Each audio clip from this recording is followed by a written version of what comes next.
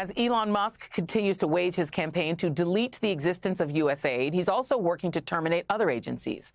The Wall Street Journal is reporting that he and Donald Trump, and in many ways, honestly, it's not clear who works for who, they're also threatening or looking to shut down all of the functions of the Department of Education.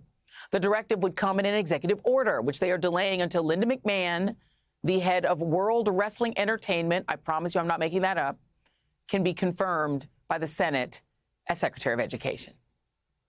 Now, this is the part where I remind you that Congress created the Department of Education, and only Congress can get rid of the Department of Education or any other federal agency. And yet, according to the Wall Street Journal, some of Musk's representatives have already been working out of the main Education Department building in Washington, because why not? Joining me now is Senator Andy Kim of New Jersey, a member of the Health, Education, Labor, and Pensions Committee, which oversees the Department of Education. He's also a former USAID employee. Earlier today, he tried to speak with the acting director of the agency, but was denied entry.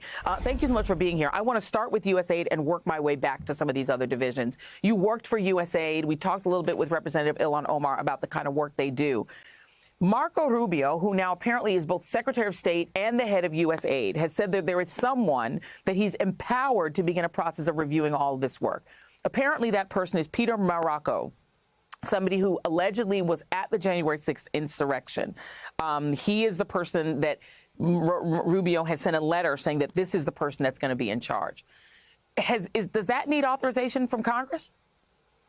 Well, everything that they're doing right now is just geared towards undermining this institution that is codified in statute by the U.S. Congress. Their actions to try to reorganize as well as dismantle USAID is illegal. And that was something that I tried to raise when I went to USAID today. I mean, I walked through those doors of USAID over 20 years ago for my very first day working for the federal government. I was so proud to be able to serve the country in that way and to demonize these public servants, to try to take this incredibly important national security tool that we have off the table when we have real threats emanating from Russia, China, and elsewhere. You know, this is something that's just going to make our country less safe and really shows the undermining of rule of law in our nation.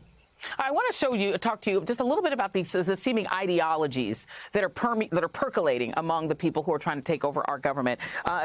According to Semaphore, one of the people that is being elevated to fill a key State Department role is someone named Darren Beatty. Darren Beatty, who was fired from the first Trump administration for having some associations with white nationalists. He has posted things on X Twitter. This is back in October of 2024. Competent white men must be in charge if you want things to work.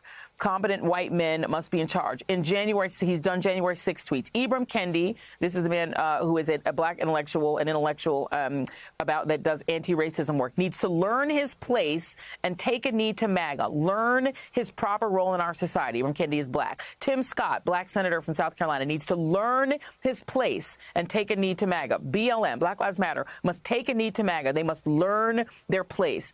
Kay Cole James of Heritage Foundation, a conservative woman who is running the Heritage Foundation, needs to learn her natural place and take a knee to MAGA. So this man has named black people, liberal and conservative, including pro-Trump Republicans, and said these black people need to learn their place and that competent white men must be in charge if you want things to work. That guy's at state. Any issues with that? Well, and not just that he's at state, but I believe he's being nominated for an undersecretary of state position. You know, meanwhile, he is somebody who has said that the Uyghurs, the atrocities against the Uyghurs in China hasn't happened. He is somebody that talked about how, you know, we shouldn't be getting involved in supporting Taiwan. You know, this is something that we see just across the board. And when Trump is talking about, or Elon Musk is talking about, you know, we need to make sure people are rising up when it's based off of merit, you see that that's absolutely not what their motivation actually is. You know, they're demonizing public servants that have worked in difficult and dangerous places around the world. You know, meanwhile, they're elevating people like the person you just mentioned, that is clearly, it's about loyalty and it's about people who will do whatever Trump and Elon Musk tell them to do. Yeah, the men that they're elevating are from the Real World Boston and Fox Weekends. I'm really not sure they're hiring the most competent. Yeah, where did the meritocracy come from when it came to that?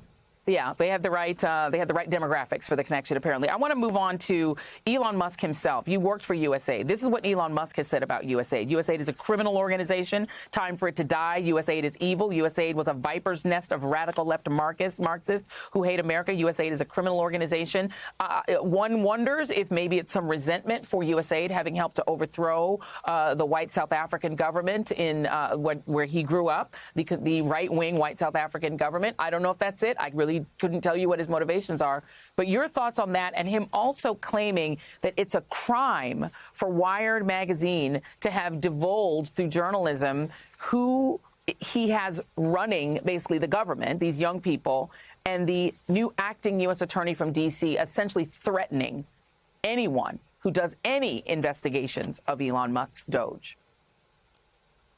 I mean, this is something that we see just across the board that is just so worrisome. I mean, first and foremost, it harkens back to what we heard during the campaign when President Trump talked about the enemy from within. You know, that effort where they clearly are targeting inwards and trying to make Americans the enemy of other Americans. And that is just the kind of divisiveness that is just so damaging. And I just want to say to the workers at USAID, as someone who worked there at USAID, I appreciate what they have done. And I'm sorry for what they're going through as we see a president disrespecting workers of his own executive branch. And this kind of demonization is something that is absolutely wrong. And what we see also is the empowering of these people working for Mr. Musk that are going in, you know, not having the security clearance that is needed to be able to do this. If they're doing this at USAID and trying to access classified information there, we know that that's happening at the Pentagon. We know that's probably happening at the State Department through the intelligence community. We deserve to know if Secretary Hegseth, Secretary Rubio, and others have given access to these people and what it is that they are looking at. These are the American people's documents, our secrets, our efforts that we recognize that people's lives are on the line when it comes to classified information, and we deserve answers about that. And think about the chilling effect of every single person at USAID and USAID knowing that Elon Musk potentially has their data and could post it on X Twitter anytime he wanted, or could, you know, dox them. There's nothing that he couldn't do if he's got all of your data. Even if you like Trump, you need to think about the fact that he has all your data and can turn off your Social Security payments and do whatever they want with your data.